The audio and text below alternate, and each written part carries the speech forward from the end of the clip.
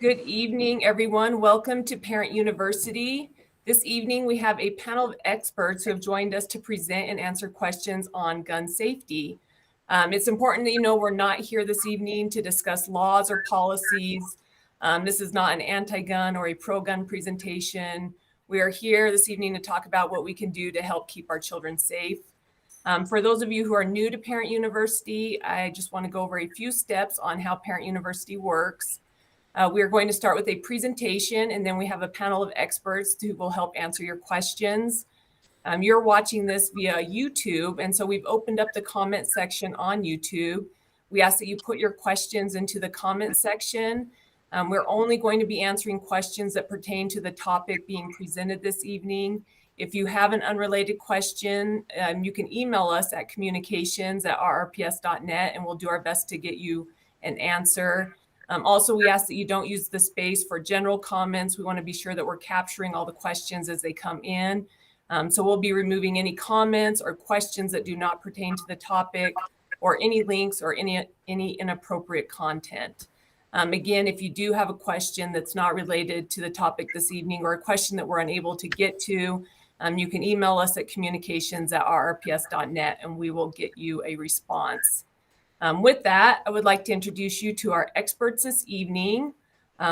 First, I want to start with our panel. We have Sal Montiacci. He is our Executive Director of Safety and Security for Rio Rancho Public Schools. We have Sherry Carver. She is our Executive Director of Student Services for Rio Rancho Public Schools. We have the Sandoval County Sheriff, Jesse James Casals. And we have Captain Nick Onken with the Rio Rancho Police Department. And then finally, and certainly not least, we have Elaine Miller. She's with Albuquerque Be Smart, and she is the lead, and she's going to be giving our presentation this evening. So I would like to go ahead and turn the time over to Elaine to start our presentation. So Elaine. Great, thank you, Bethany. I'm happy to be here. Thank you everyone for joining us here today, and we can go to the first slide. Today we'll be talking about Be Smart. It's a program developed by Moms Demand Action for Gun Sense in America to bring together parents and all adults who are concerned about kids, guns, and safety.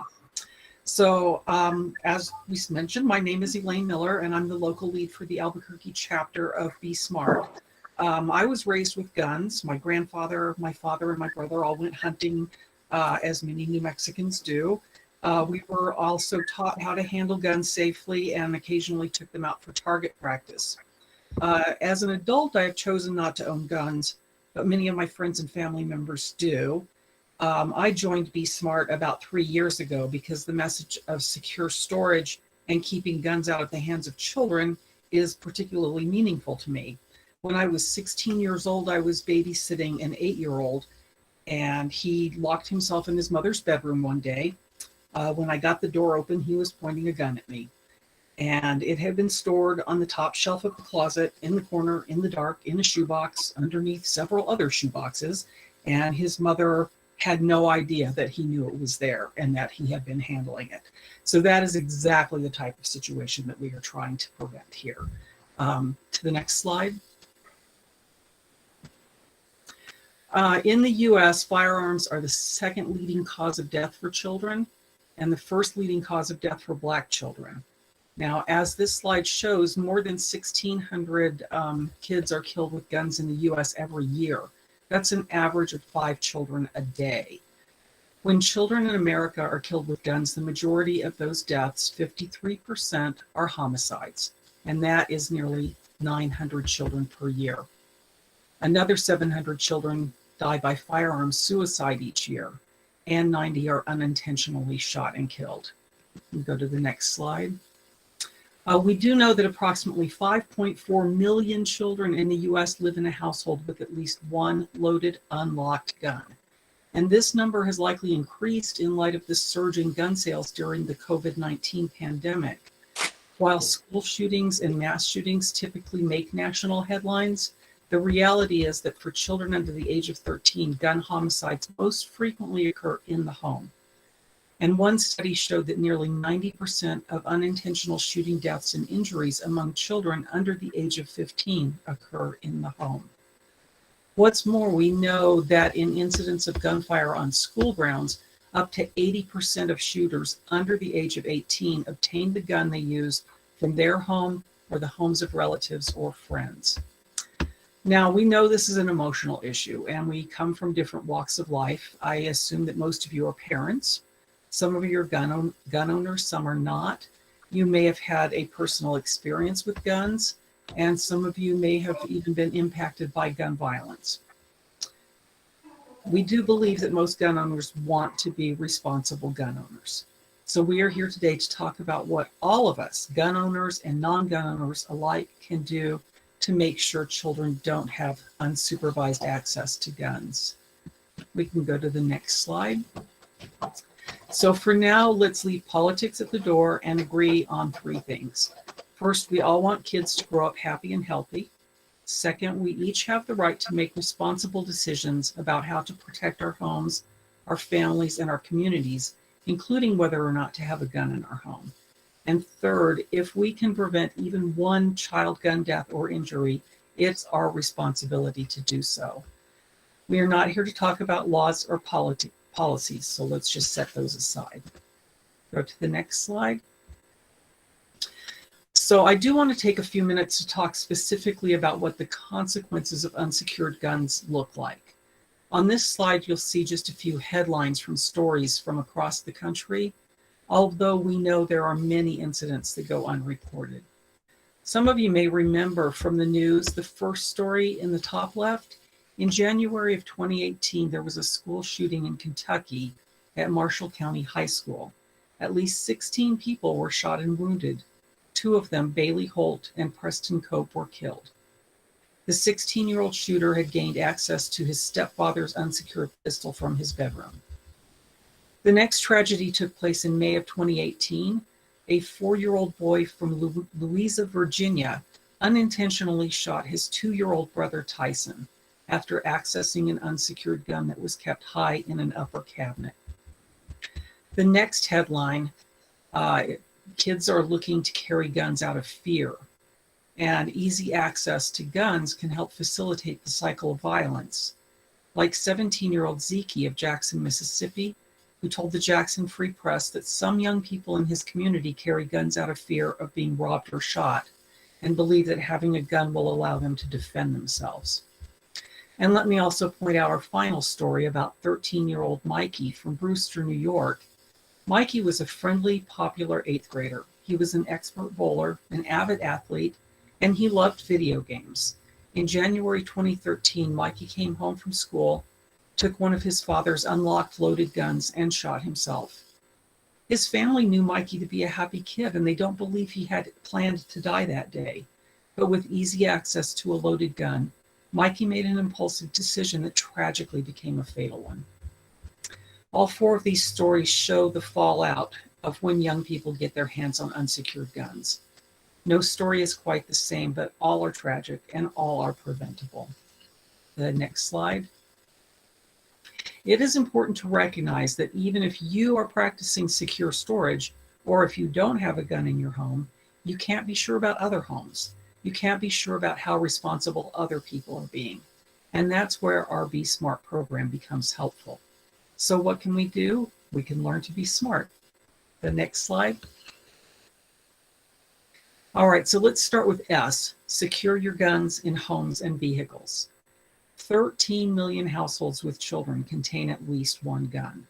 And the majority of children in gun-owning households know where the gun is stored.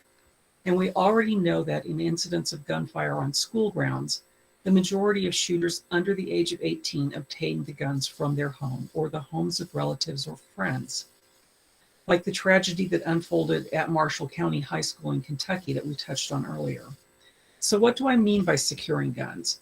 Guns should be stored locked and unloaded, with ammunition stored separately. Hiding a gun is not securing a gun.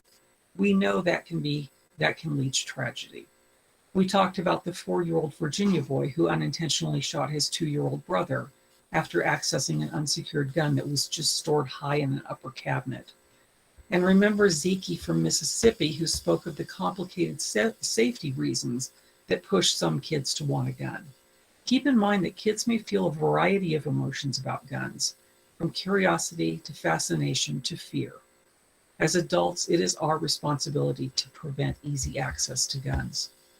Research also finds that secure storage is associated with a decreased risk of firearm suicide and unintentional firearm injury among children.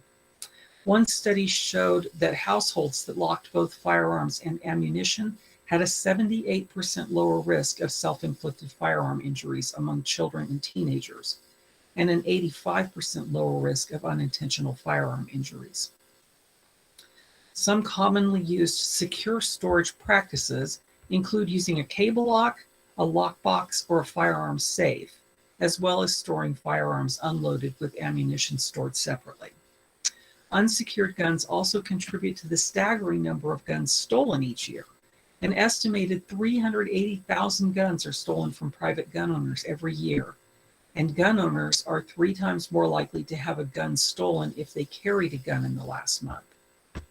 Research also suggests that nearly 1/4 of stolen guns are taken from cars. So storing a gun in a glove compartment or underneath a car seat is not considered secure storage. The next slide, please. M, model responsible behavior. Every law-abiding citizen has the right to decide whether or not to have a gun in the home, but you can't rely on curious kids not to find a gun. As we saw on the slide before, one study showed that the majority of children are aware of where their parents store their guns, and that more than 1/3 reported handling their parents' guns, many doing so without the knowledge of their parents. Nearly 1/4 of parents did not know that their children had handled the gun in their house. It is always an adult's responsibility to prevent unauthorized access to guns, not a curious child's responsibility to avoid guns. Talk to your kids about gun safety, but remember, that's a precaution, not a guarantee. One study found that young children who go through a week-long gun safety training are just as likely as children with no training to approach or play with a handgun when they find one. Modeling responsible behavior means that smart adults make sure that kids don't have the opportunity to access guns. Now, that said, you can't control the environment that your child is in all the time. So you should teach them not to touch a gun if they come across one, real or pretend, and give them the tools to get out of a dangerous situation and to alert an adult. As an adult, it's our responsibility to do everything you can to prevent them from getting in a dangerous situation to begin with. And we also have a handout on best practices for talking to children and teens about guns that can be accessed on our website, and we'll give that to you later. Next slide. As we have mentioned, there are approximately 5.4 million US children living in a household with at least one loaded, unlocked gun. And that is why you need to ask about firearms in other homes your child visits, the A in SMART. For the parents and caretakers in the room, usually we ask for people to share what are some things that you ask about before allowing your child to go to a friend's or another home. And we don't really have that capability here, but I would just say that, usually if your child has any allergies, you would let them know that. You might ask about what movies they're going to watch. Will they have access to alcohol? Will there be an adult present? And you just kind of squeeze it in to those questions. Maybe ask 2 of your usual. Ask, do you have any guns in the home? If so, how are they stored? And then ask a couple more of your other kind of routine questions. The next slide, please. So asking about guns in the home hopefully should be as natural about asking about any other safety issue. But it can seem awkward at first, so try making it part of your general safety conversation. You might try asking via email or text if you're uncomfortable at first. The next slide. Okay, let's talk about recognizing the role of guns in suicide, the R. Access to a gun can mean the difference between life and death. We saw that in Mickey's story. As our children get older, you may need to consider taking another look at your storage methods. If you've been using a simple cable lock, you might want to think about getting a gun safe. We all know how curious children can be, so as they get older and more resourceful, we need to act accordingly. Also, if you know that a loved one is in distress, you might want to consider temporarily removing a gun from your home. So take this information into consideration. Most people who attempt suicide do not die unless they use a gun. In fact, approximately 90% of suicide attempts with a gun result in death, a much higher fatality rate than any other means of self-harm. And this contributes to the fact that 40% of child suicides use a gun. If you consider temporarily removing a gun from your home, how can you do that? Where can you bring it? Well, local law enforcement may be willing to temporarily store your guns. Some licensed gun dealers or gun ranges may be willing to temporarily store your guns. Or you could temporarily store your guns in the home of a friend or family member. Now, to manage risk for that friend or family member, you should lock any guns that you transfer and not provide the key or code. The next slide, please. The National Youth Survey conducted by the CDC Centers for Disease Control showed that 17% of high school students surveyed had seriously considered attempting suicide within the last year. One study showed that 41% of adolescents in gun-owning households reporting having easy access to the guns in their home. As we discussed earlier, research shows that a secure firearm storage is associated with a decreased risk of child firearm suicide. The next slide, please. Now, we do have handout materials with more information about how to get help if you do recognize these and other warning signs, and it includes the suicide prevention hotline, which is on your screen there. And I would like to point out too that we recently went to the 10-digit dialing in New Mexico, where we now have to use the area code. The reason for that is that the National Suicide Hotline is going to go to a 3-digit number. It's going to be, I believe, 988 instead of the big long number. The next slide, please. So now we get to T, tell. That is the power of being smart. We have heard from people that because of Be Smart, they know to ask about the presence of guns before their children go to other people's homes, that they have talked to family members about guns in the homes when they have recognized the role of guns in suicide, and that gun owners are modeling responsible behavior as a direct result of Be Smart. So who are you going to tell to be smart today? Research shows that law enforcement, the military, and hunting or outdoor groups are particularly effective at communicating safe storage practices. The next slide, please. So we'll look at our acronym again. S is for secure, securing all guns in your home and vehicles. M is for modeling responsible behavior around guns. A is for asking about the presence of guns in other people's homes. R is recognizing the role of guns in suicide. And T, tell your peers to be smart. Go to the next slide. Thank you so much for spending your time here with us today. This is just a reminder to feel free to speak to me if you have any questions about the presentation or about gun safety in general. Since the inception of Be Smart in May of 2015, almost 3,000 volunteers have been trained to deliver the Be Smart message at community presentations, tabling events, and in other venues. And we've held over 2,000 events in 43 states. We've also presented at a variety of state and national conferences for organizations such as PTA, Safe Kids Worldwide, and the American Medical Student Association. Be Smart is presented at Rotary Club meetings, PTA meetings, Chief of Police Association meetings, in homes, and at doctor's offices, just to name a few. So if you know of any place that you would like for us to do a presentation, we'll be happy to do that. And that's the end of the presentation. Thank you very much. Thank you, Elaine. We really appreciate you taking the time to go through that presentation. We do want to get to some questions now. And so I'm asking our panel to come back on.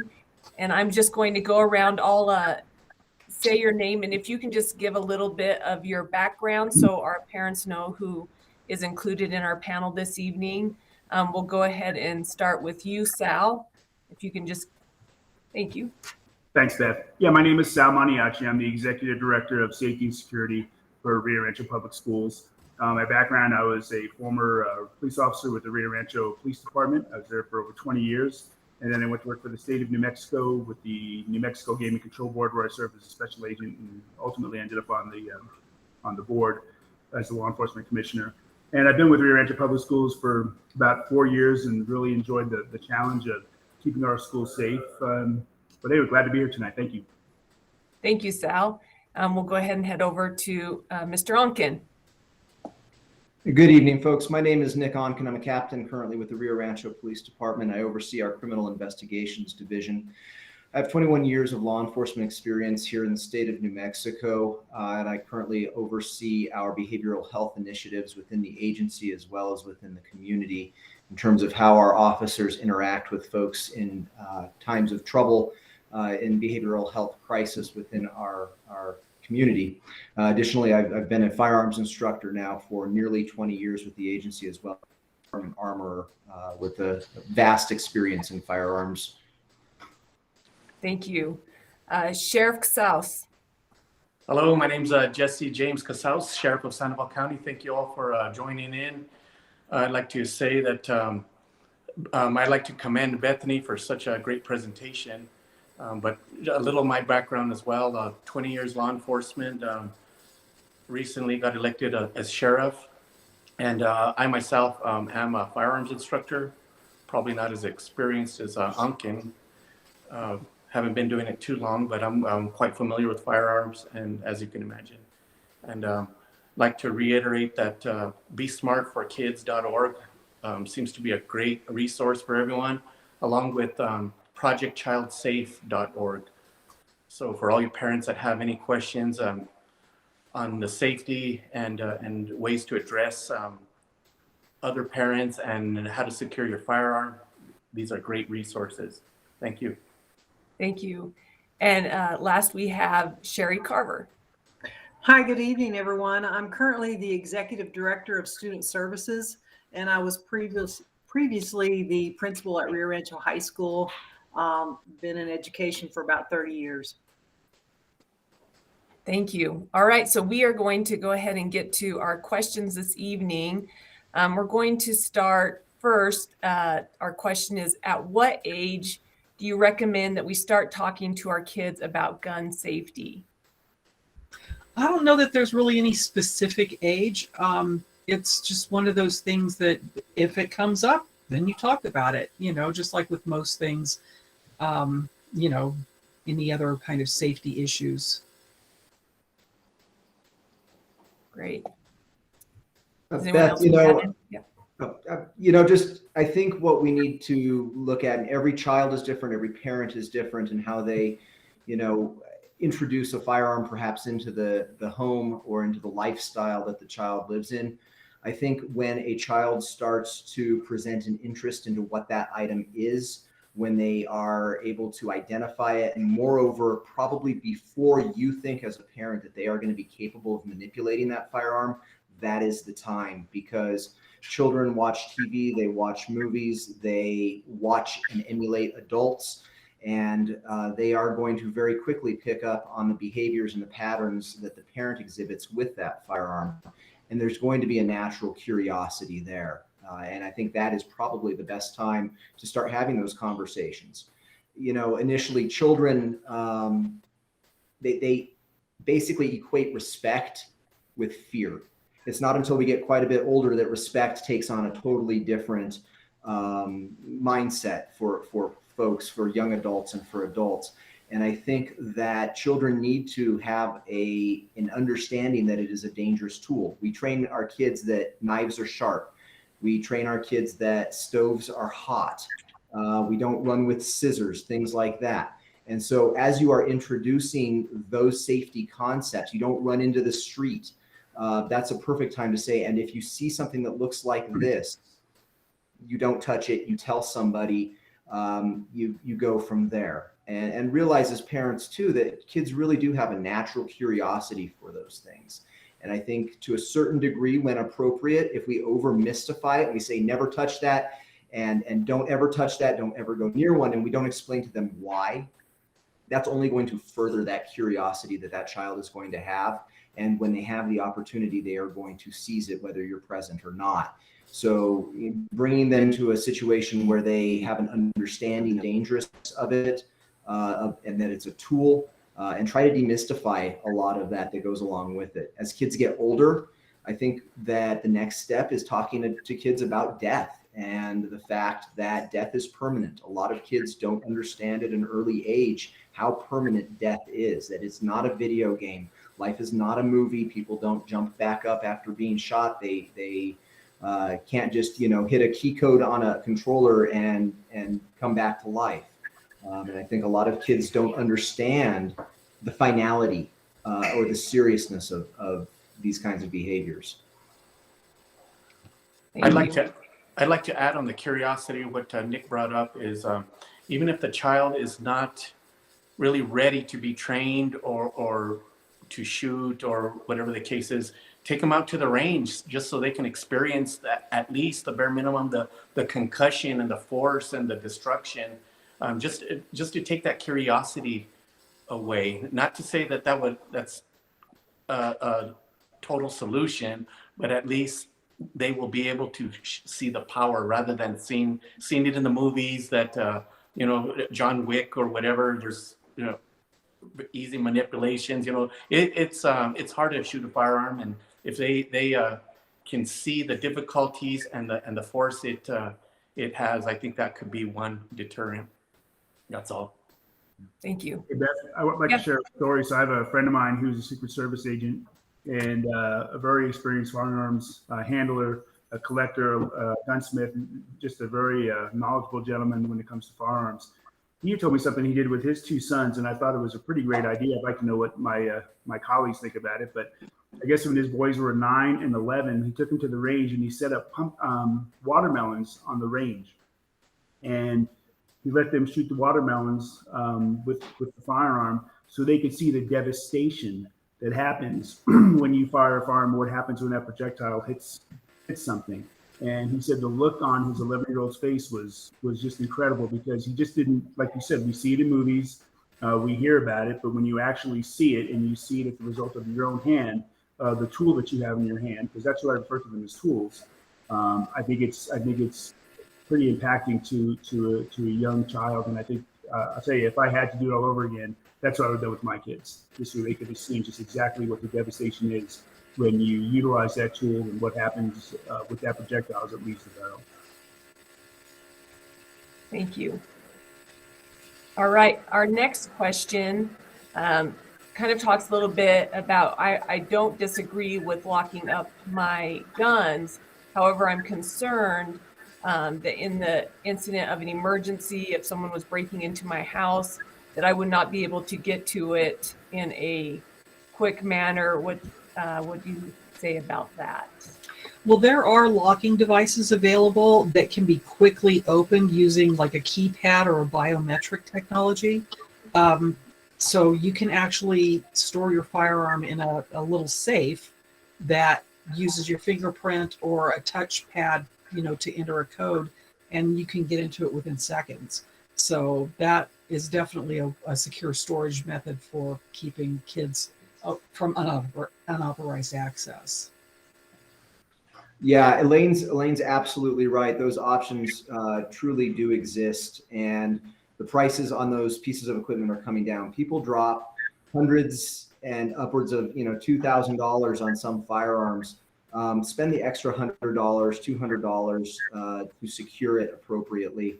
And I get that fear. I completely understand that fear of wanting to have quick access to take care of your family. I'll be the first to admit, as a law enforcement officer, I'm always there when you don't want me to be, and I'm never there fast enough when you need me to be.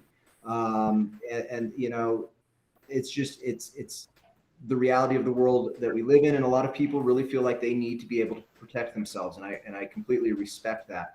But if you're going to spend the money on a piece of equipment like this, you wouldn't buy a motorcycle without buying a helmet. You wouldn't buy a car without a seatbelt. This needs to be a combined purchase, quite frankly, at the end of the day. And as Elaine was saying, biometrics, fingerprint scanners, touch scanners where you key in anywhere between 1 and 6 digits to get in, even RF scanners where you can wear a bracelet, a silicone bracelet that has a chip in it that will talk to the safe and let it know that it can be open. But again, every time you make it easier to get to, it's also easier for a child to get a hold of those means, to learn the combination, to use an extra key that you have hidden, things like that. So always keep those override capabilities in mind making that purchase. That forceful, as Elaine said earlier, they will find curiosity is there. I know when I was young, I had the curiosity as well, and I found a way, just like a lot of kids have. So there are a lot of good moderate cost, low cost options. Yeah. And speaking of the cost there, I did see a statistic today that of the first-time gun buyers in 2021, they spent an average of almost $600. And these are first-time gun owners. So yeah, just factor in a safe storage method for that extra cost too. Thank you. All right, our next question, and you guys kind of talked about it, but is there a specific gun safe or lock type that you would recommend? No, we don't have an opinion on any specific brands. The one that you are going to use in your home and use regularly and be consistent about its use, that's the one to have. Don't Yes. go out and buy something that looks great. It's got all the features in the world, and you don't feel like we talked about a moment ago, that you can get into it now, so you just don't use it and it sits in your closet collecting dust. The only other thing that I would say is consider having a lockbox that can be bolted either to the floor, the wall, to a bed, something that is not movable, so that, heaven forbid, your home be broken into. It's not easy to walk out with. Beth, I would just share too, it's kind of off topic, but we have had parents share with us of, their son or daughter who did commit suicide. And their comments were, we didn't have any indication that our son or daughter was in distress or in a way that they would even think about committing suicide. So we didn't lock up our guns. We didn't have any indication. Don't take that risk is my advice, because you never know. And so I would just say, find something to keep your gun safe, because, when teenagers are developing, their brains aren't quite developed yet. The research shows 25 is the typical age that the brain is fully developed. So you shouldn't take that chance of, my kid's not going to use a gun inappropriately. I think the suggestion to find something to keep them away from kids is so important. Yeah, and kids are impulsive. They're And- impulsive. And they come home from school and they just had like the worst day of their life. Their girlfriend broke up with them. They got bullied, something like Right. that. And just in that moment, that's all it takes, is that one moment. If it's a little harder for them to access a firearm, then that feeling can pass in minutes to seconds. Right. But if they can just pick it up, then that's it. And our data, Elaine, is right in line with the data that you shared. We perform the Youth Risk and Resiliency Survey that the New Mexico Department of Health provides every 2 years. And our data that you shared is pretty much online to what you shared as well. So it's advisable to parents to lock up their guns. Definitely. Thank you. All right, our next question, and this one you kind of touched on, but what do you do if you know your neighbor has guns in the house, your child goes over there, they've been playing over there for a while now, you've never said anything, how do you address that situation? I know it's uncomfortable, Elaine, you said it's uncomfortable, but how do you move forward with that? I guess you just have to move forward with it. I mean, even if you've known them, they have guns, but you don't know how they're stored, then just ask, just ask. And if it turns out that their guns are not safely stored, maybe the kids need to play at your house, I think the real question that needs to be asked, Beth, is how will you feel if you don't have that conversation, and heaven forbid there is tragedy? Because you will always look back with that hindsight of 2020 going, all I had to do was have that difficult conversation and my child would be here, or someone else's child would be here, or there would not be a tragedy that I would be going through in my life. And you know, as the sheriff, I'm sure has dealt with as many times in his career as I have, and sadly this year has been, I would say, a borderline record in the number of young adults who have taken their own lives with firearms in our community alone, much less in our surrounding communities. When you have those conversations with those parents, and you know they are going through the grief and the struggle of the loss of a child, they go through all those questions, and all of a sudden hindsight becomes very clear of, I should have had that conversation with my kid. I should have locked up the gun. I should have had that conversation with my neighbor. And they would give anything. They would give absolutely anything to go back 24 hours and have that conversation, secure that gun, you know, do what they could to remedy that. There's only so much that we can do, you know, in life to prevent tragedy. You know, things happen, good things happen to bad people, and there's only so much that we can do to control it. But those things that we do have control over, we really need to take the bull by the horns, and we need to really have those difficult conversations. I think just like oh, sorry, Sal, go ahead. Okay, I'm sorry, Jesse. And even beyond neighbors, but even family members, where your children are spending time at, I think that's an appropriate conversation to have with your family members as well. I think the presentation had a great suggestion on interjecting it into other normal concerns. I think, like Nick said, just do it. Thank you.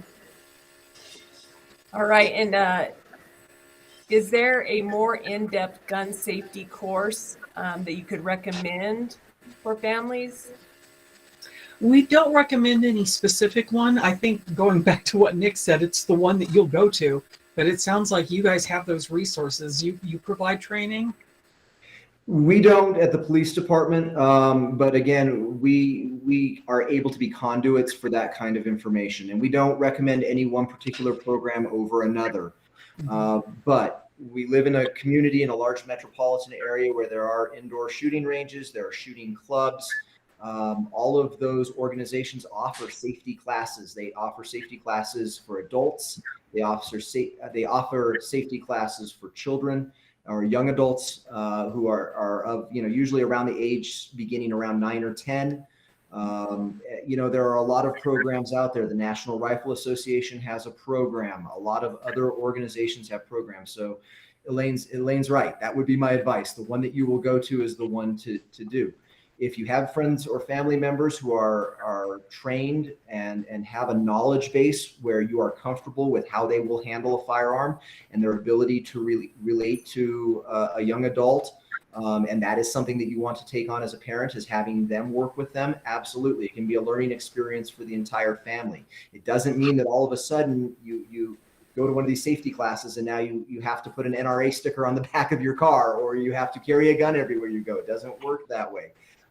It can be a familiarization, and you may decide this isn't for you, just like, you know, going to the gym and deciding I'm not going to drop $70 a month to go to the gym. That's not my thing. They'll let you try it for free a lot of times. So absolutely find someone educated, find someone reputable, find somebody who you are comfortable in learning from, and go from there, and listen to your gut, quite frankly, because, you know, you have to find what fits best as a parent or as an adult learning about this. So abundance of instructors, regardless of the instructor, you're always going to learn the 4 firearm safety rules, and you never have too much training.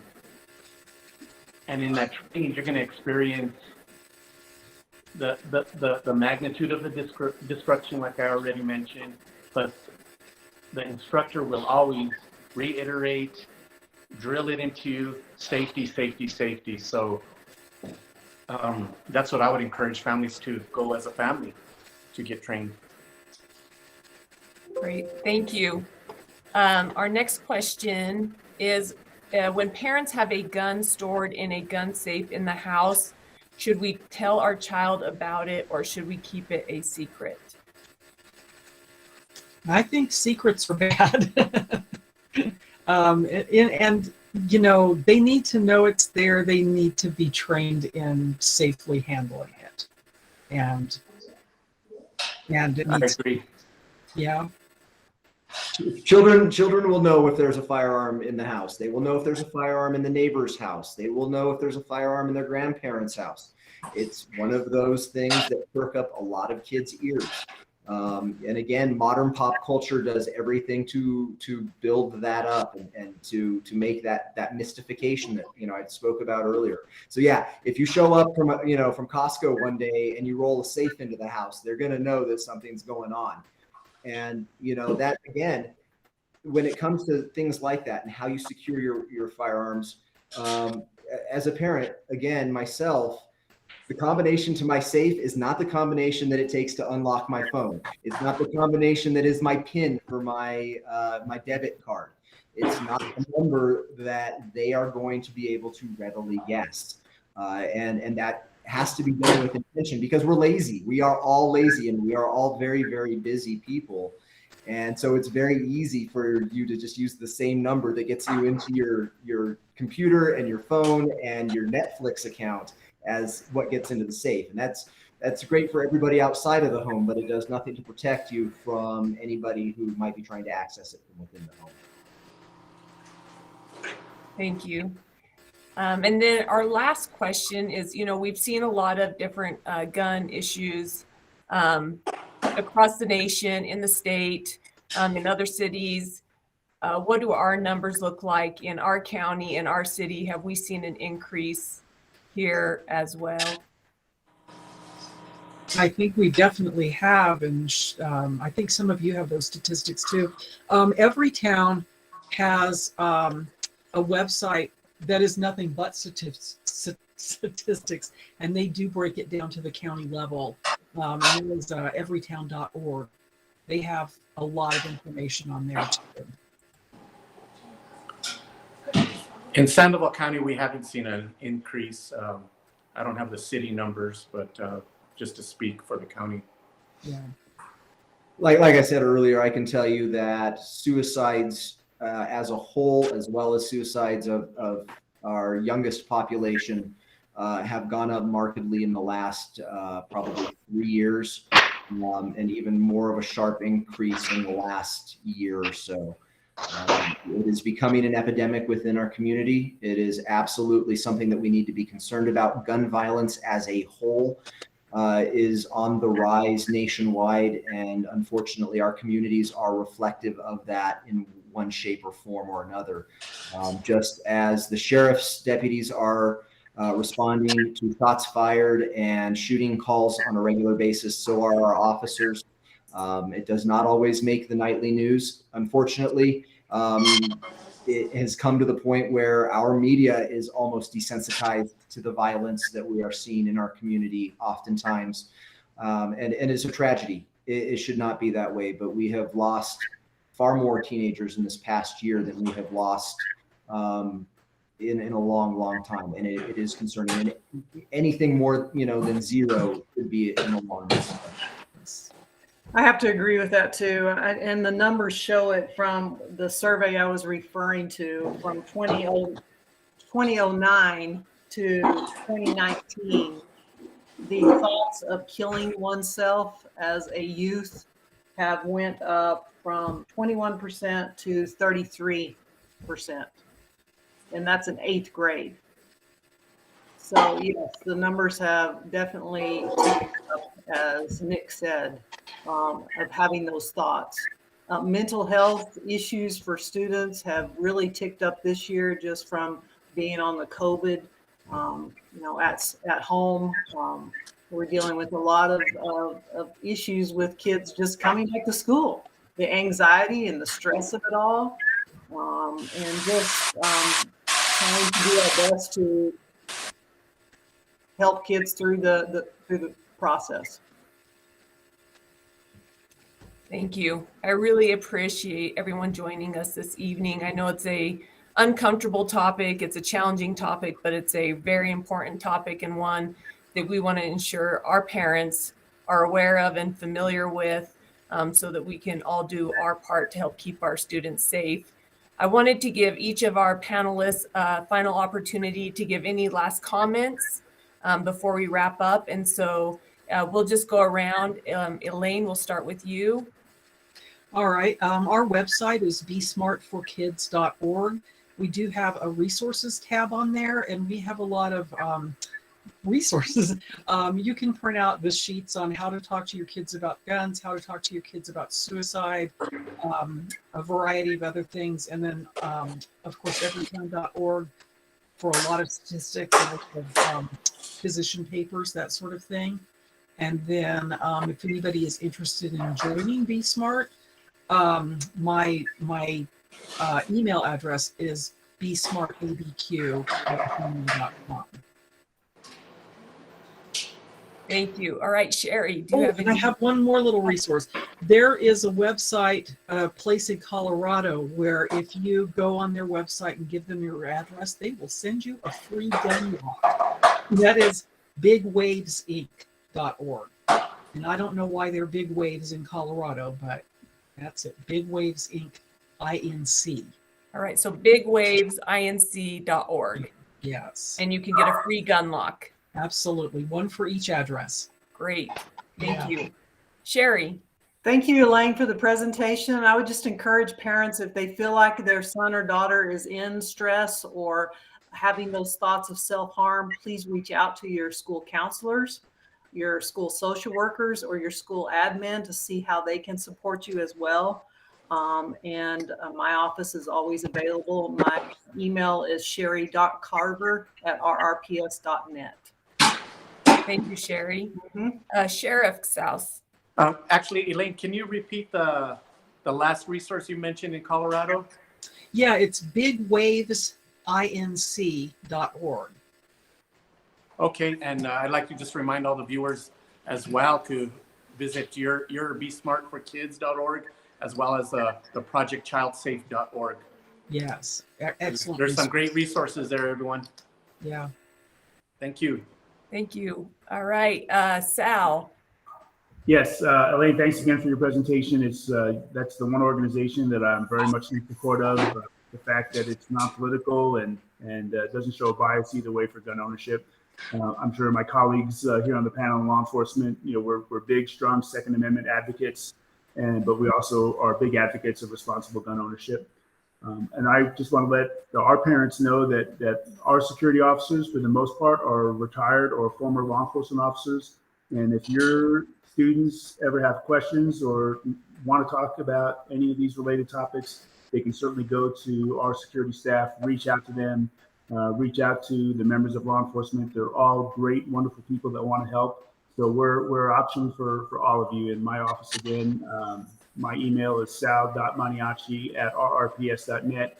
And when it comes to this topic, 24/7 available to help out anybody who has a situation they're in. Thank you. And Nick. Thank you so much. And Elaine, absolutely spot on. I can only echo what Director Montiacci said. Absolutely in support of what you're doing and how you do it and the approach that you do it. My message to parents is this: have those rough, hard, uncomfortable conversations with your kids. Have them about drugs, have them about mental health, have them about guns, have them about all of those things that kind of, as a parent, hit you in the gut. And I tell you what, after the first or second one, you'll be kind of good at it. Continue with it. Have those rough conversations. If your kid isn't acting like they normally do, if it seems like they're having a hard time, find out what's going on. Don't ever second guess that you shouldn't be doing that. And you know what? They will love you for it in the long run. They're going to wonder why you're up in their business. That's okay. Be up in their business. That's your job as a parent. Your job is to keep them safe, to love them, and to take care of them. And to be successful at that, sometimes you have to have those hard conversations. So please do it. If you have questions on how to have those conversations, Dr. Carver's office, I know, has some great ways to have those conversation starters. And they're kind of nice because they're universal in a lot of ways. These conversations are uncomfortable for us as much as they are for the kids, but there comes a point where, we've got to do it. And there are resources absolutely out there. With Google at our fingertips now, it's very easy to jump online and say, how do I broach these topics? And you can get ways to do it. It's not as bad as it seems like, I promise you. And guess what? We're the awkward parents that are having those conversations when we were the kids just a few years ago having those awkward conversations with our parents. So the wheel keeps turning. Thank you. Thank you all again to our panelists. Thank you to those who are watching this Parent University this evening. Once again, if you have a question that comes up after we log off this evening, feel free to email us at communications@rrps.net. We'll make sure that we get your question answered. If you need those links again, you can email us at the communications email again, and we'll send you those links.